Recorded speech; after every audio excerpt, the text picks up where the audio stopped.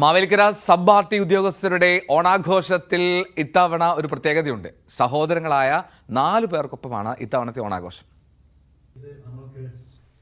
ഒന്നിച്ച് ഭൂമിയിലേക്ക് പിറന്നു വീണ ആദ്രിക, ആത്മീക, അനാമിക, അവണിക എന്നീ 4 കുരുന്നുകളോടൊപ്പമാണ് ഇത്തവണത്തെ ഓണാഘോഷം. ഇവരെ തെരഞ്ഞെടുത്തതിനും ഒരു കാരണമുണ്ട്.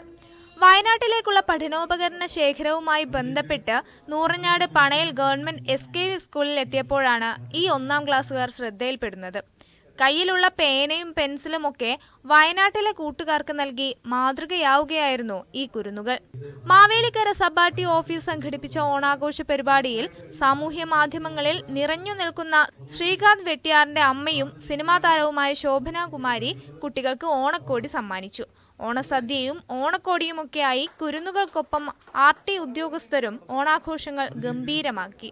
എല്ലാവർക്കും ഓണം എന്ന ആശയം ഉയർത്തിപ്പിടിച്ചുകൊണ്ട് നടത്തിയ ചടങ്ങിൽ വിവിധ മേഖലകളിൽ നിന്നുള്ള ബുദ്ധിമുട്ടുകൾ അനുഭവിക്കുന്ന വ്യക്തികൾക്ക് ഓണക്കിറ്റുകൾ വിതരണം ചെയ്തു.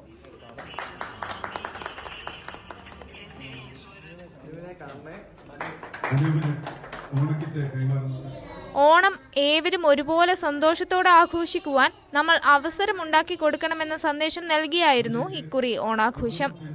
ന്യൂസ് 18 മാവേലിക്കര.